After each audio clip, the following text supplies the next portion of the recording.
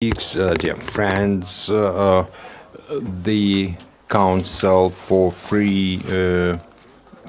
New Europe, or the Center for New Europe, is glad to welcome you here again. The European Initiative Center has contributed greatly to this event, and without their assistance, there could be no foundation, so to say, for our today's discussion.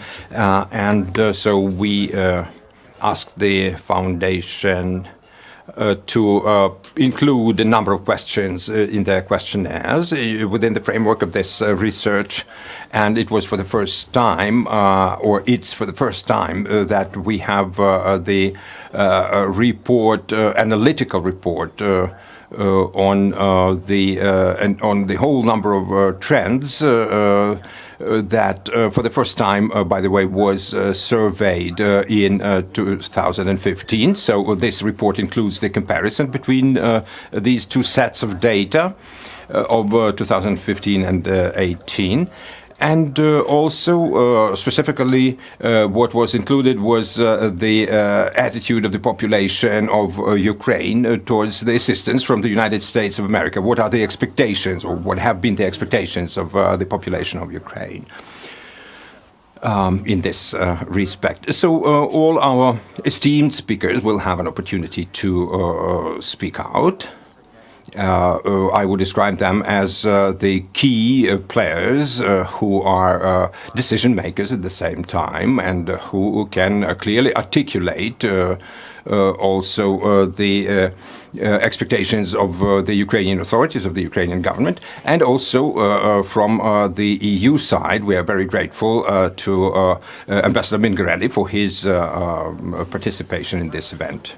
What are the conclusions of this report? First, one is that, in general, the Ukrainians treat positively external aid, and the percentage of the population that are not in favor at all of any foreign assistance is quite small. And we can say thus that the overall attitude across Ukraine is positive. On average, all types of assistance that we analyzed had the expectations and the level of support at around 15%. But that's the average. And for example, if we speak about the EU participation and assistance, many Ukrainians, 28% of the Ukrainians said that they expected more pressure from the EU on the government of Ukraine for the acceleration, or towards the end of the acceleration of reforms in Ukraine. And I think that the Ukrainians do not trust the authorities, therefore, thus this expectation as of the external assistance and influence, even as an instrument of acceleration of some reforms that would bring about better quality and standards of living. That's as far as the foreign assistance is concerned.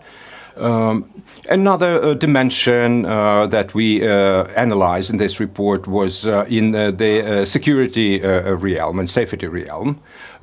Some of the respondents, and I would say 16.3% was the exact figure, the 16.3% of Ukrainians expected more open opposition on the part of the EU member states towards Russia. And every fifth Ukrainian also expects some assistance to Ukraine in this realm. Somewhat negative trend is, in our view, and it's more towards the east of Ukraine and the south of Ukraine, where the higher is the percentage of the people who are opposed to the assistance from the United States. But on a positive note, 17% of Eastern Ukrainians expected, for example, specifically from the United States, some kind of assistance that would contribute to to more progressive development of civil society and its institutions in this country. So we can say that they expected support of the grassroots initiatives of the citizens, the citizenry of Ukraine. If we speak about this comparison of the data of 2015 and 2018, we can see that this position of a number of Ukrainians expecting stronger pressure from the EU on the government of Ukraine for the acceleration of reforms and improvement of the quality of life remained, it practically remained stable. And if asked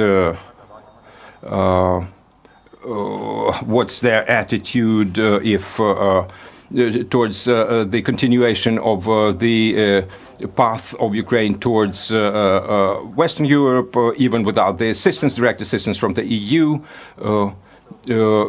some Ukrainians, or we can say even substantial percentage of Ukrainians, said that if that was related, if that path was related towards reforms, then they were in favor of such movement in the direction towards the EU.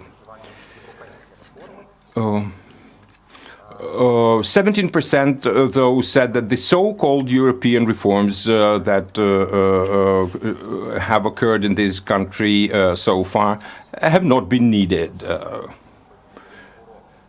And there was also a number of respondents who thought, about 4% of the people who said that the political course of Ukraine should altogether be reoriented towards the Russian Federation. Now I would like to turn the floor over to the representative of the Democratic Initiatives Foundation and let him say a few words about the expectations of Ukraine, especially within the context of its pro-EU orientation. Well, thank you, Sergei. When we mention the fact that, or the ability of the EU or of the United States to contribute to Ukraine's movement towards the EU and towards the implementation of economic reforms and so on, we anyway practically acknowledge this fairly substantial foreign influence in this country. Therefore, when we started asking our citizens about their view of that, we wanted to get not only the quantitative but also the qualitative dimension of their attitude. When at the end of August we conducted our survey, our polling practically, 86% acknowledged the existence of foreign influence, strong foreign influence on the government of Ukraine. It's not the foreign government, as some people, some journalists used to call it even, that Ukraine is governed from abroad, but still a lot of people are concerned about with this, with this dimension of our political realities. So we are also of the opinion that certainly we should not negate the existence of this influence. The extent to which this influence is effective, is serious, this is open to debate. The citizens of our country that were questioned in that polling, their opinions also diverged significantly. Those who speak about foreign influence in Ukraine, only a quarter of the respondents defined that influence as decisive, as the one that determines the activities of the government of Ukraine.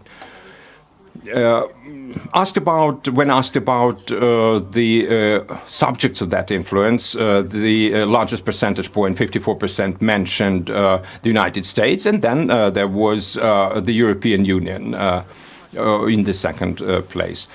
Fairly significant percentage, 39%, indicated the influence of the Russian Federation.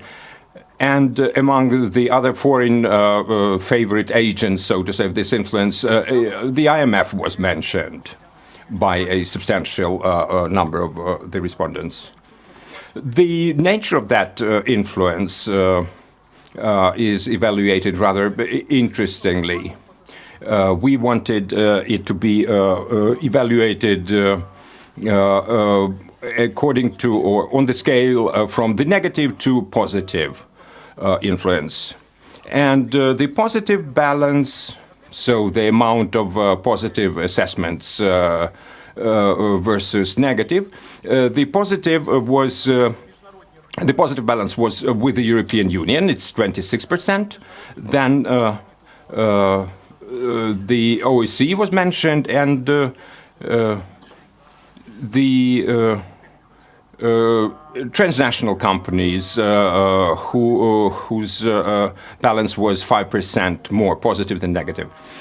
Speaking about the negatively affecting agents, foreign agents, the IMF was mentioned with minus 29%. And I would say that given the overall negative assessments in the media and in the society of the IMF and its role, I'd say that this percentage can still be considered, quite neutral, I would say.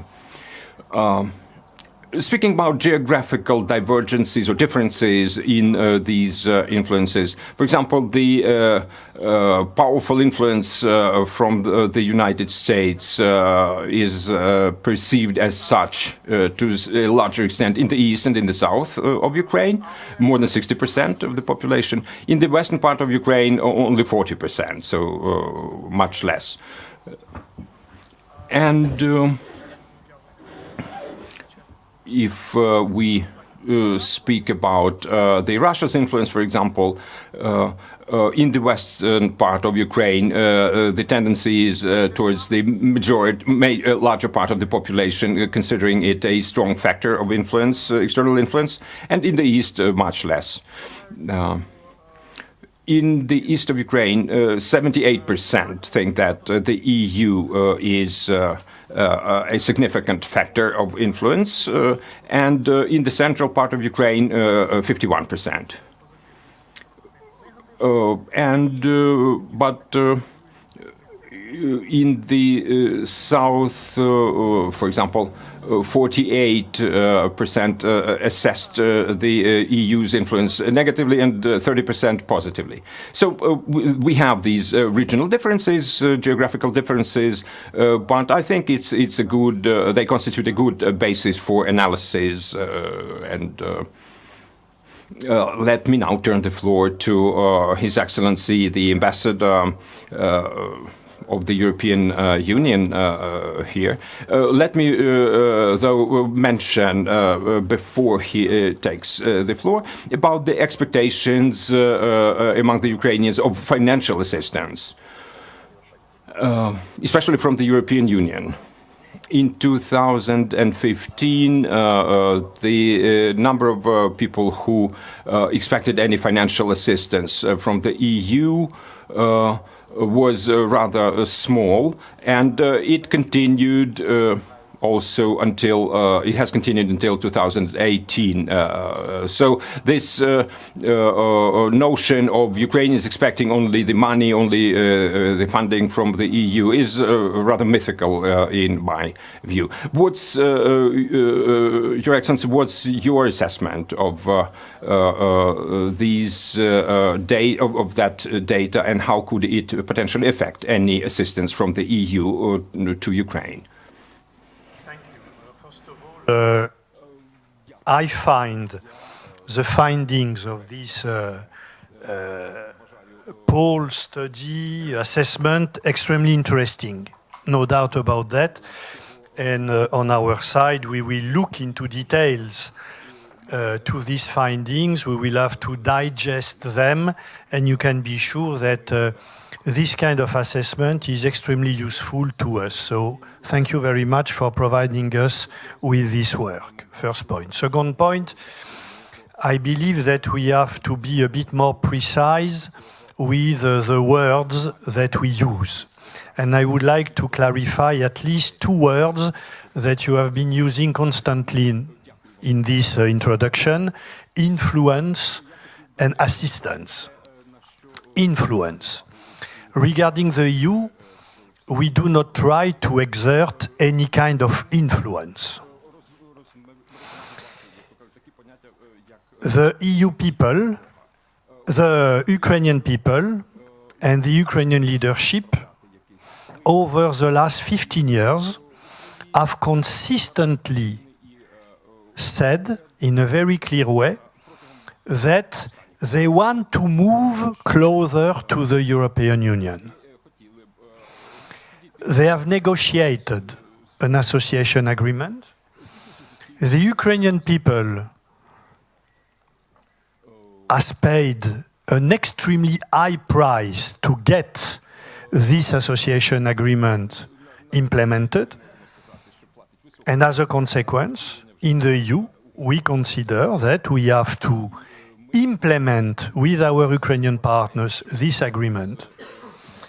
This agreement has clear objectives: to deepen the political association of Ukraine with the EU and to promote the gradual integration of the Ukrainian economy into the EU single market.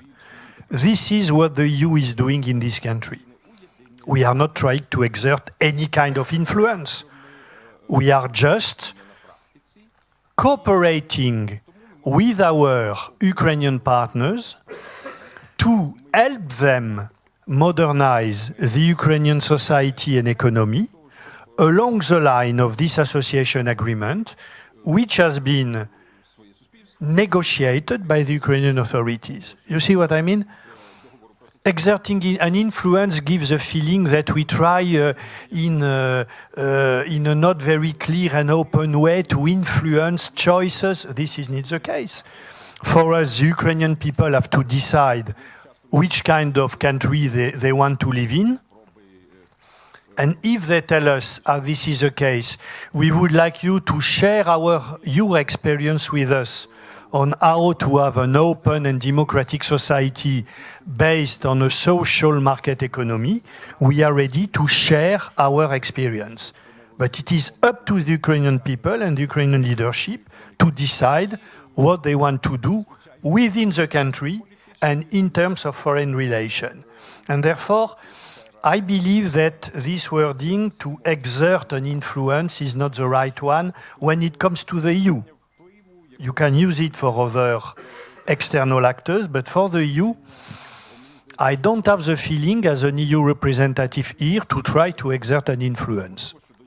I'm trying once again to put at the disposal of the Ukrainian people and the Ukrainian leadership the experience that the EU has gained in developing an open and democratic society based on some kind of market economy.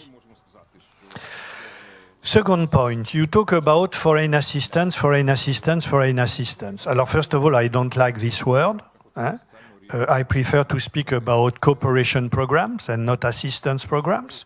There is no need for Ukrainian people to be assisted. They are not beggars, with full respect for the beggars, by the way.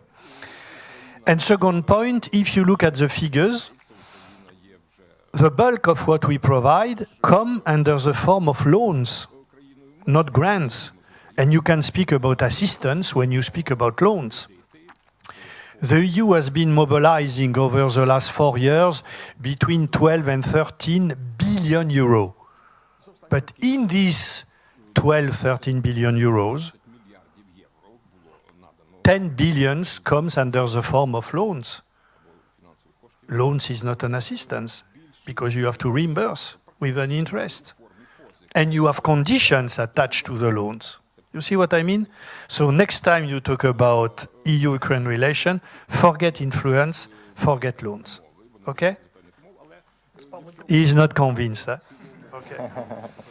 Bon. Now, on the substance.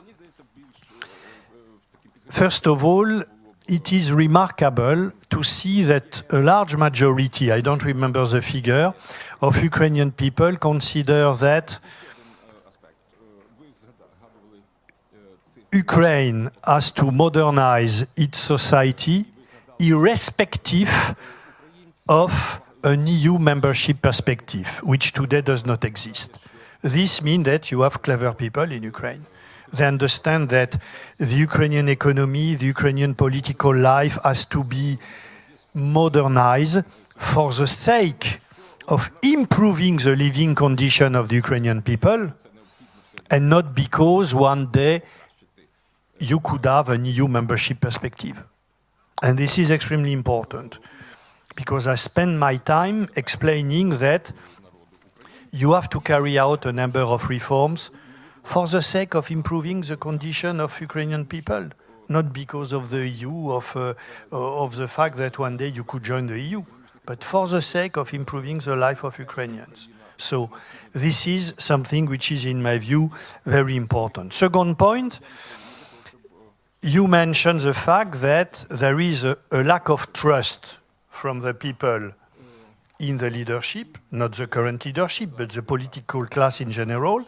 And therefore, a lot of Ukrainians say foreign actors have to put more pressure on the authorities. It's clear that if we provide cooperation programs, loans, to reform some sectors, the energy sector, the judiciary, whatever you want, we have to say as well, these funds, these loans, these grants will be disbursed only if a number of steps are taken to reform the sector. Otherwise, it does not make any sense to mobilize funds. And therefore, we have to attach a number of conditions to our loans or cooperation programs. But at the same time, we have to be careful about the way we present these conditions, because it is up to the Ukrainian leadership, which has been elected by the Ukrainian people, to decide about the pace of the reform and the priority. So we have to fight the right balance between, on the one side, the need to attach conditions to our cooperation programs and loans. Otherwise, we would, to a large extent, waste the money of the European taxpayer. But at the same time, we have to do that in full respect of the sovereignty of this country and in full respect of what the leadership decide for the people who have elected this leadership. Third point, many people say in your opinion polls that we should support not only the state apparatus but the civil society. And this is right, because the civil society has been playing a decisive role in the modernization of this country over the last 4 years. But be aware of the fact that the EU, and not only the EU, foreign actors support constantly, financially and politically, the civil society in this country. We are doing that de facto.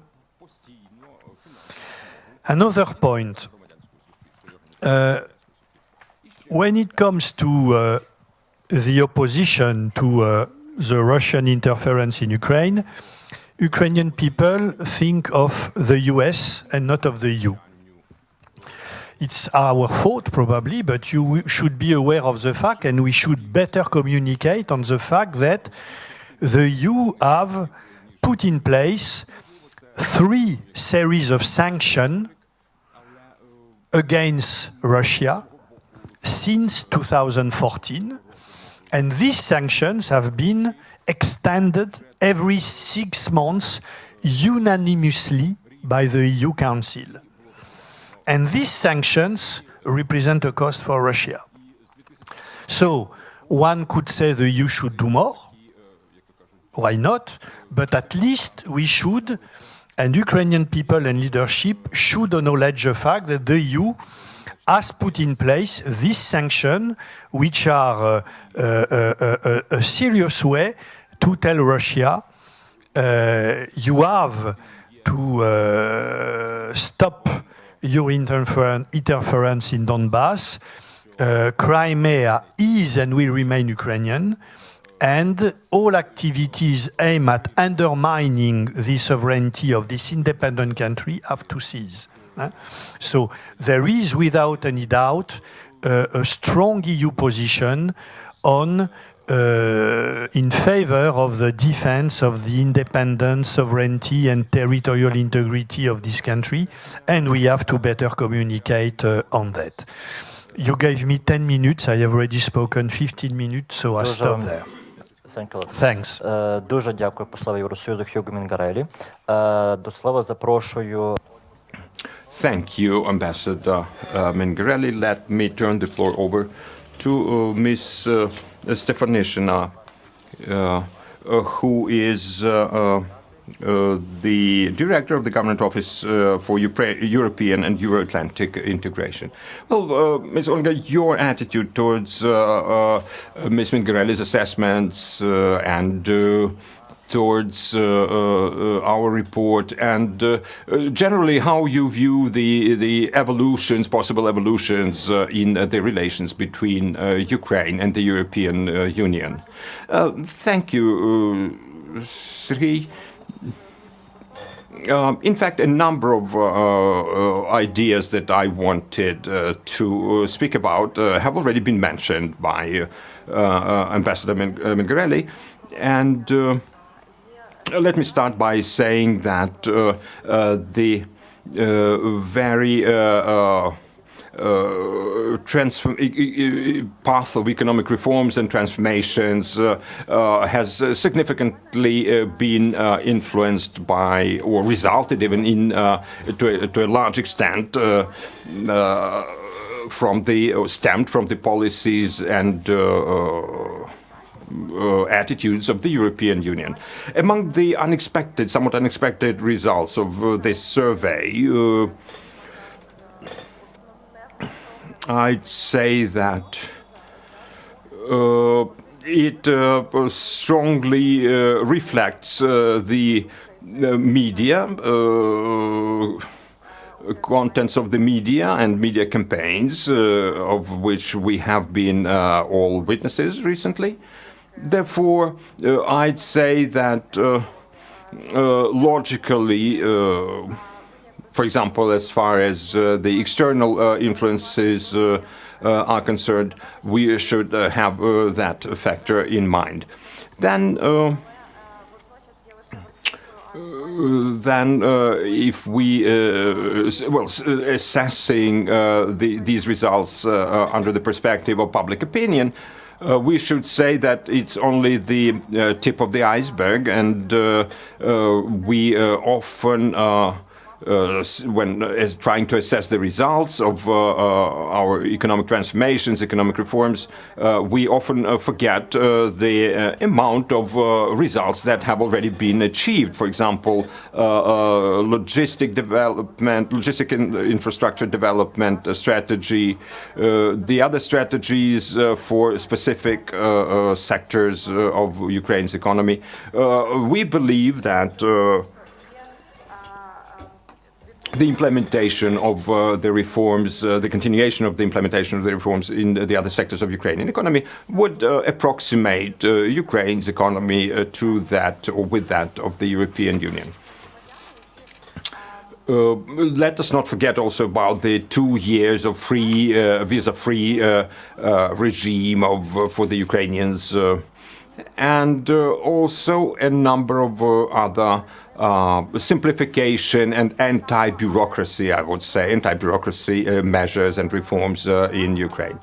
Both the European Union and the United States have provided substantial funding for these reforms.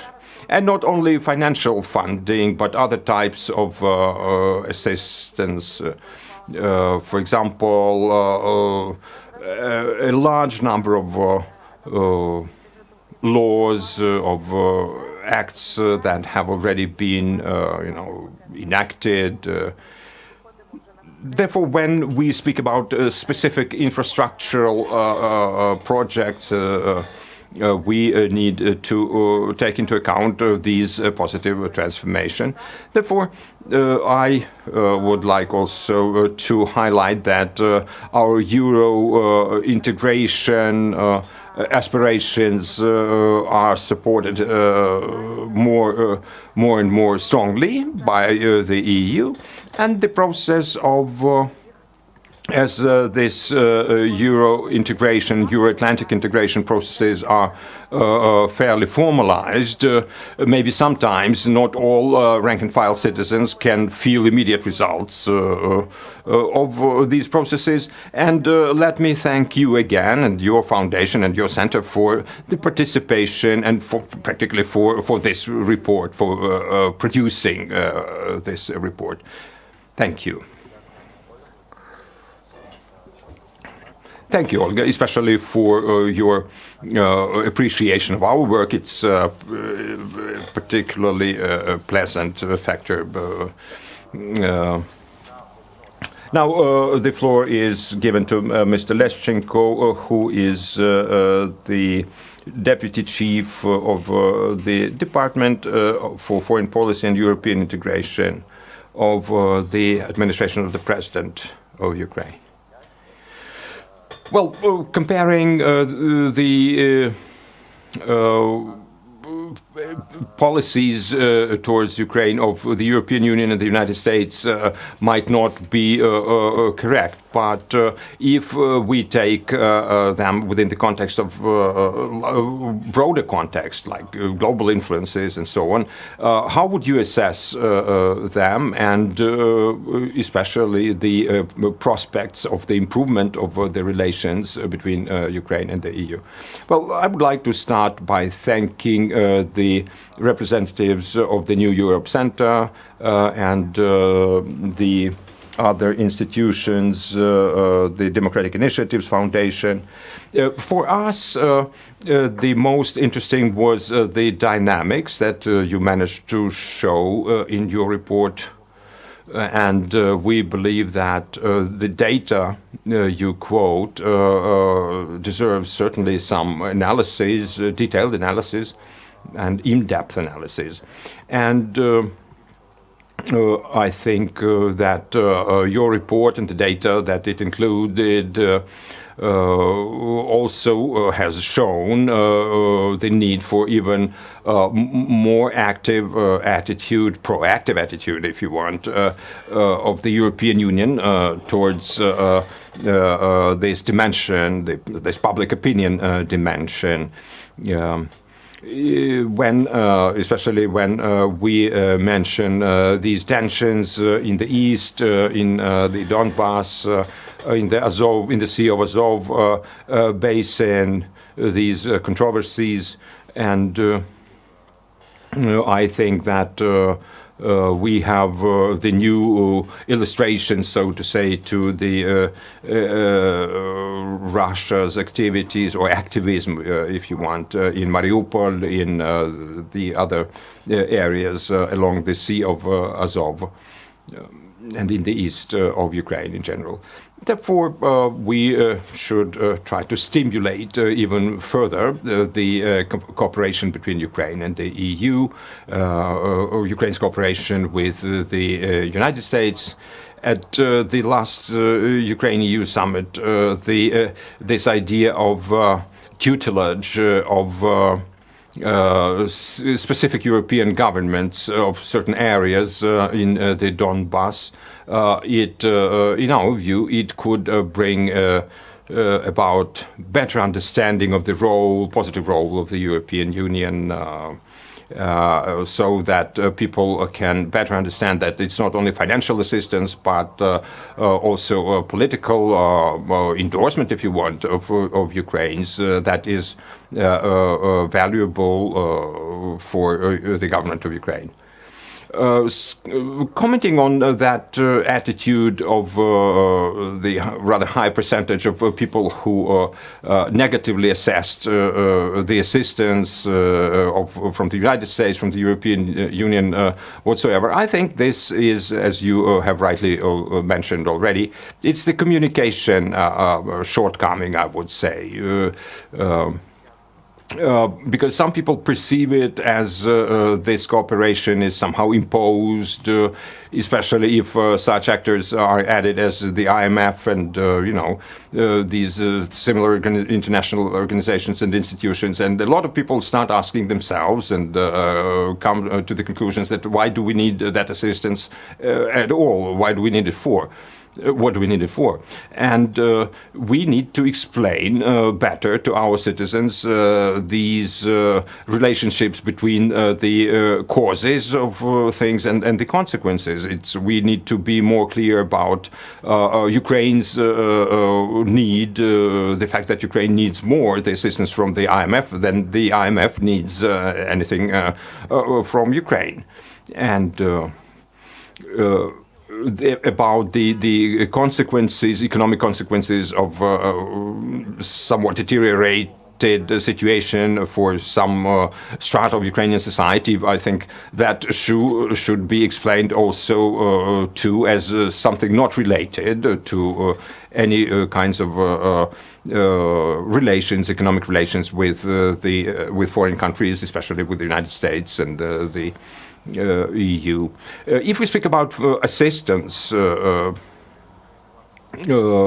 was already mentioned, it's not the assistance, we should not expect any assistance that is supposed to cover our own financial needs. Like, for example, they would finance the renovation of our roads or the construction of new infrastructure and so on. But rather this cooperation in the financial realm, it's a good sign for private investors, for foreign investors that could come up with their funds and invest in Ukraine. Therefore, this cooperation is a symbol, is a signal rather, for investors that they can come and work in this country. And Ukraine, as you know, has a lot of resources, and if there are proper conditions for the foreign investors here to operate, then I'm sure that foreign direct investments could increase. In my view, very positive has been this last news about macro-financial assistance from the European Union. We very much appreciate it, as well as political assistance, both from the EU and the United States, is very much appreciated.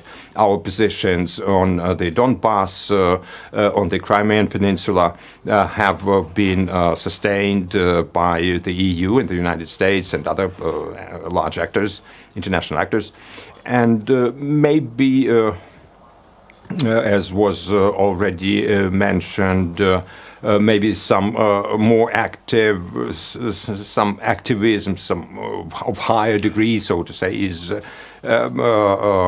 called for. I mean, from the European Union, and. Although we understand the difficulty to reach a consensus among all 28 member countries, as we can see from the recent statements by the ministers, some ministers of certain EU countries, we are fully aware of that. But regardless of the fact whether we like it or not, we should take stock of it. It's a reality.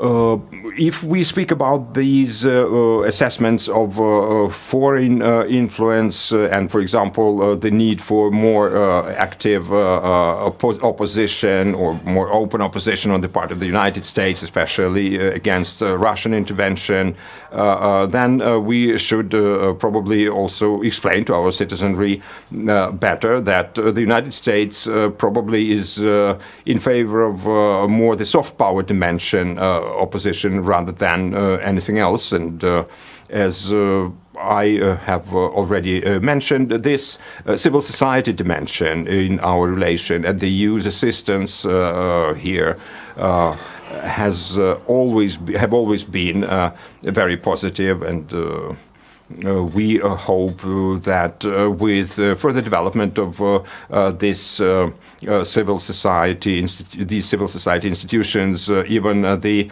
foreign policy could be buttressed. Ukrainian foreign policy, it could support the Ukrainian government's efforts against revenges of any kinds from anybody.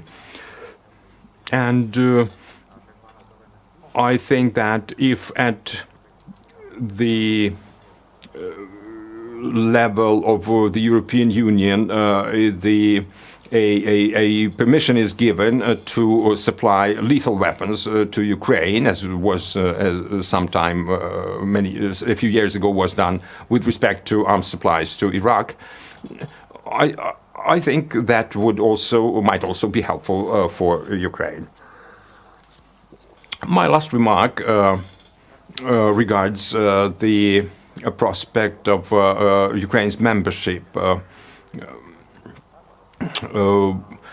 It has happened so that the former Soviet Union republics have had their own logic in many respects. For example, they started with different formats of assistance, establishing different formats of assistance from the European Union. Then the association agreements were signed, and practically we arrived to the current day status when we have the free trade area with the European Union, which is not a static but dynamic environment, I would say, provides dynamic environment for the growing trade relations. In fact, the association agreement can be evaluated as practically the pre-accession stage, conclusion of the pre-accession stage, and I think that after it is successfully implemented, the association agreement is successfully implemented, we can raise the question about the accession of Ukraine to the EU. Okay, thank you, and now let us start questions and answers session. As we are running out of time, please just 3 questions, 4 questions. If you have no objections, I think we can collect, so to say, your questions, all 3 or 4, and then we will decide who of the speakers might answer them. Please introduce yourselves.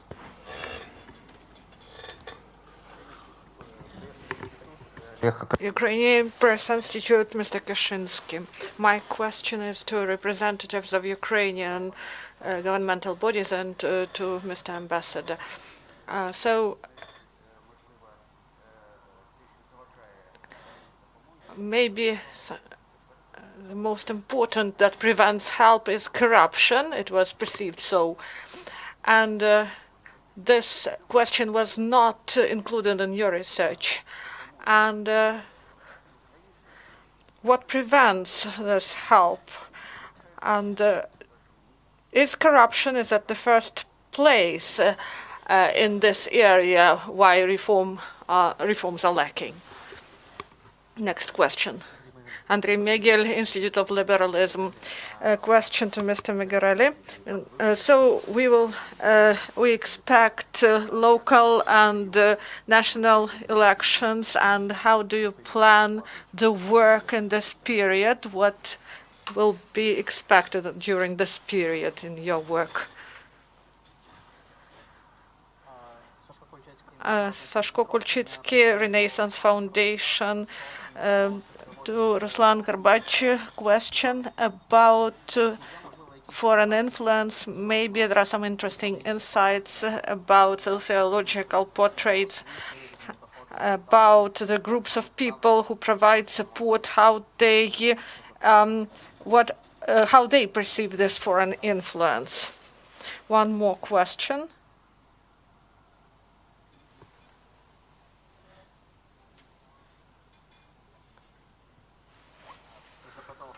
I asked about whether there is a difference between perception of foreign influence.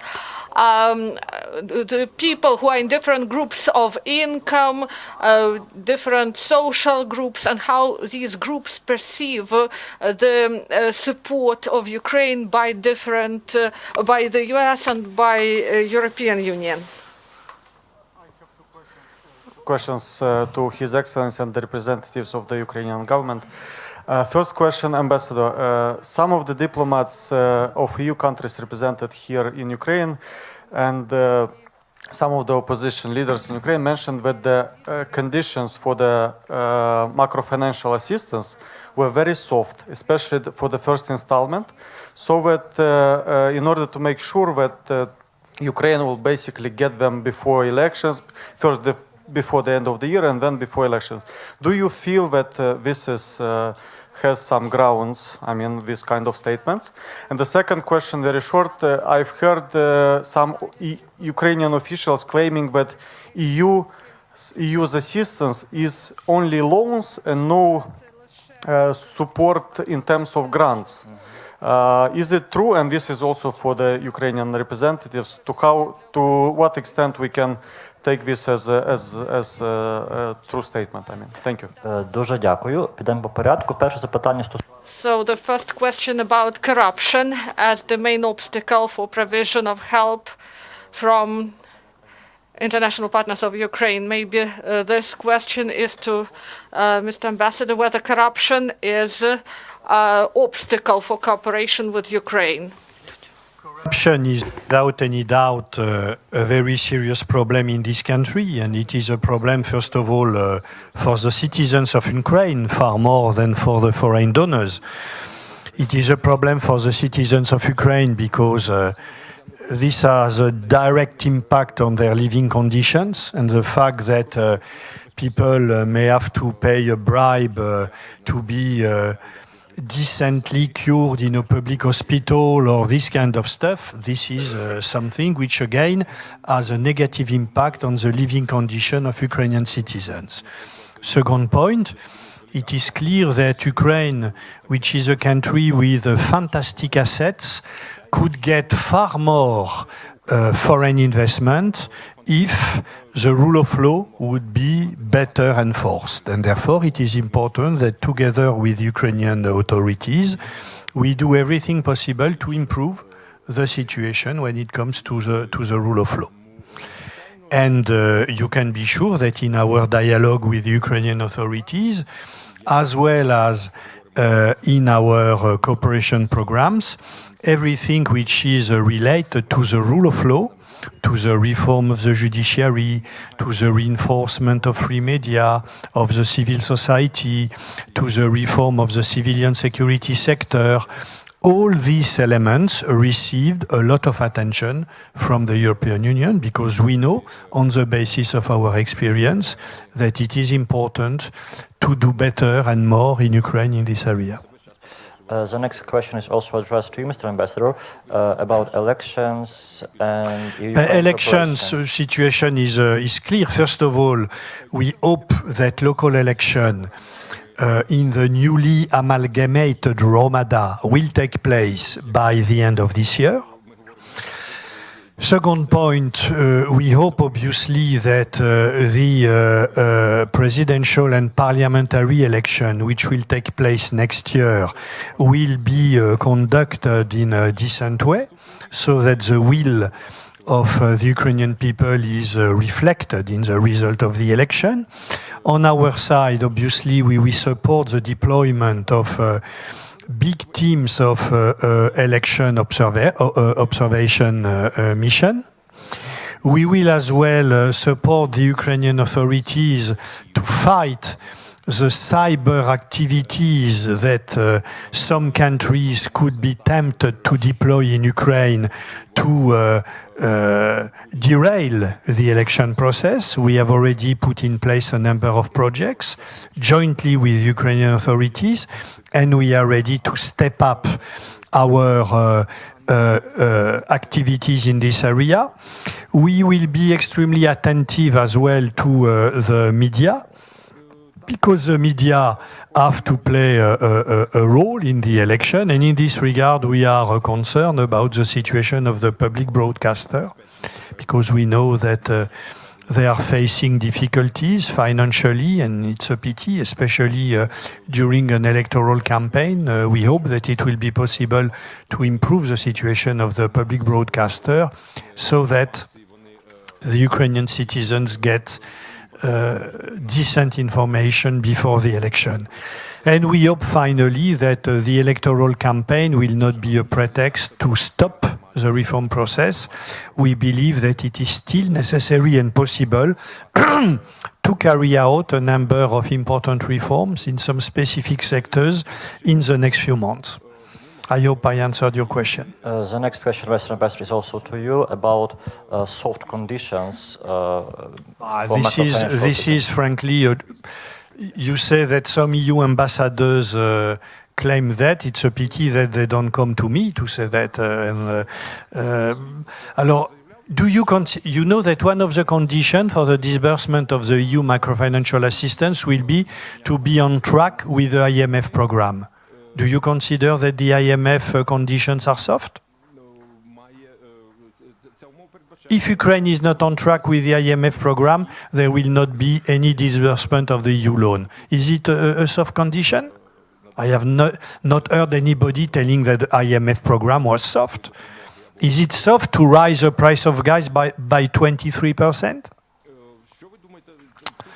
It's not serious. I don't want even to answer this. And EU gives Ukraine only loans and no grants for Ukraine. Alors, here I give you figures. It's very simple.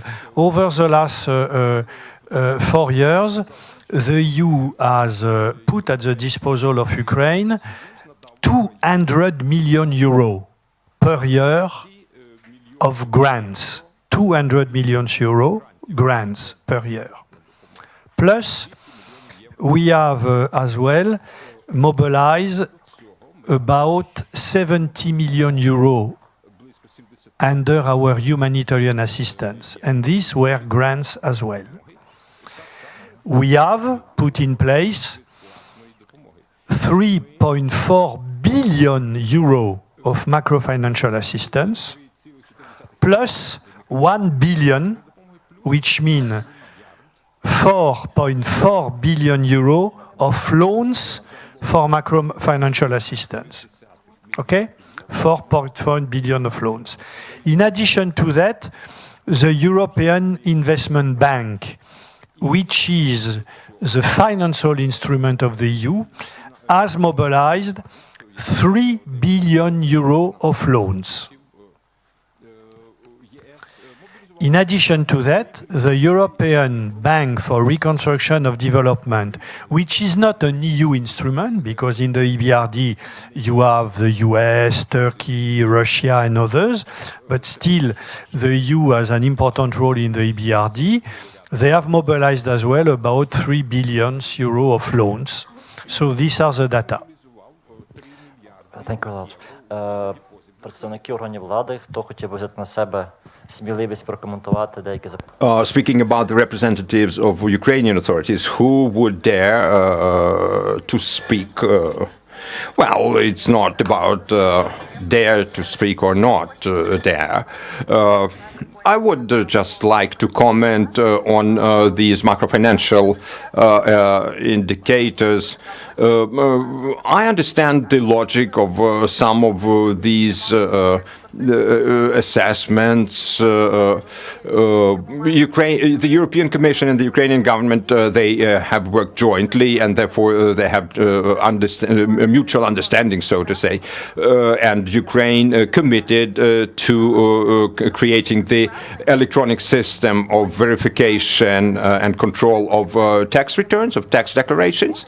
And we were convinced that the effectiveness, the effective functioning of that system, that was something next to impossible. That was one of probably one of the last tasks that we needed to implement to comply with the requests of the European Union. The unfortunate developments with that system, they probably provoked this, this negative, the growth, the outburst of this negative attitude towards the request, some of the requirements of the European Union. And one more comment. For the last 4 years, we have been implementing those aspects of the association agreement that didn't invoke significant funding requirements, significant needs for funding. It was like the approximation of legislation, the legal reform, and so on. At the present stage, Ukraine's efforts have been aimed at joining the COSME program, the other economic initiatives, and so now we are at the stage of the implementation of the association agreement, where we need to implement the whole variety of provisions of the agreement, and certainly these implementation efforts, they need funding, and we are only at the beginning of this path, so to say. We need to wind up our work now, because the next session is going to start here in a few minutes. Just a few seconds for your final comment. Well, our efforts have been focused on further development and intensification of our struggle against corruption, and we see more and better opportunities, even better opportunities for our cooperation with the European Union. And therefore, we do not only view our relations with the European Union as full of obstacles, but also the one that has good prospects. Well, we have not done any breakdown with respect to different areas, like, for example, education, age, and other sampling for analysis. I'm speaking about this for an influence factor that was mentioned. Well, we only have the geographical breakdown. In the east of Ukraine, there were 40%, and in the central Ukraine, it's 20%. But I'm sure that there could be age correlations and some education correlations, something else. Ladies and gentlemen, those of you who are interested in looking through our report more in detail, please find it on our website, and the foundation is ready also to supply you with all the materials of this report. Thank you for your attention.